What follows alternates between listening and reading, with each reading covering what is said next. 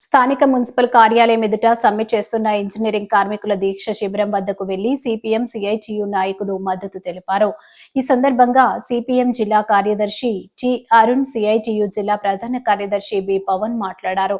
Engineering కార్మికులు నగర, పట్టణ ప్రాంతాల్లో అభివృద్ధి నిర్వహణలో కీలక పాత్ర పోషిస్తున్నారని తెలిపారు. అటువంటి వారు 20 నుంచి 25 సంవత్సరాలుగా పనిచేస్తున్న వారికి న్యాయంగా ఇవ్వవలసినటువంటి జీతం, ఇతర సౌకర్యాలు కల్పనలో గత ప్రస్తుత ప్రభుత్వాలు నిర్లక్ష్యం చేస్తున్నాయన్నారు.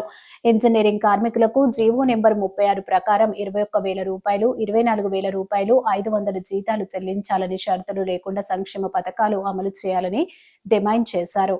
కేవీపీఎస్ జిల్లాల కార్యదర్శి జువ్వల రాంబాబు పోరాడుతున్న కార్మికులకు సంఘీభావం తెలిపారు.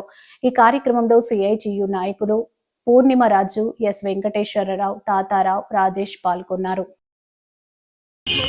ఏనాడో పూర్వకాలంలో 12 గంటలు, 14 గంటలు, 16 గంటలు, 18 గంటలు పనిచేసిన కాలంలో 8 గంటలు పని కావాలని చెప్పని ప్రపంచం మొత్తం కార్మికులు పోరాడి ఆ పోరాటంలో కార్మికులు చనిపోయిన నెత్తురు డారంలోంచి ఎర్రజెండా పుట్టింది. ఇక్కడ మీరు పెట్టిన జెండా కూడా ఎర్రజెండాయే కదా.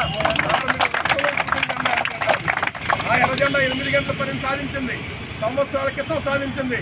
ఇప్పటిదాకా అదే వస్తూ ఉంది. కానీ వాళ్ళ ప్రభుత్వాలకు ఏముంది? కార్మికులు దేశంలోనేమో చంద్రబాబు నాయుడు గారు చెప్తున్నారు, ఇవాళట ఈ రాష్ట్రం అభివృద్ధి అవడానికి పెట్టుబడిదారుల వల్లే అభివృద్ధి అవుతుందట, కార్మికుల వల్ల ఏమో అభివృద్ధి అవుతుందట. మరి పెట్టుబడిదారుల వల్లే అభివృద్ధి అవుతున్నప్పుడు పెట్టుబడిదారుల నుంచి 10 గంటలు ఎక్కువ పని చేయమని చెప్పు, కార్మికులు 2 గంటల ఎందుకు అదనంగా ఎక్కువ పని చేయమని ఎందుకు చెప్తున్నావు? జీతం ఇవ్వడానికి వచ్చినప్పుడేమో కార్మికులు పనిలో కనబడరు, 10 గంటల సంబంధం వచ్చినప్పటికేమో కార్మికులే పని చేయాలి.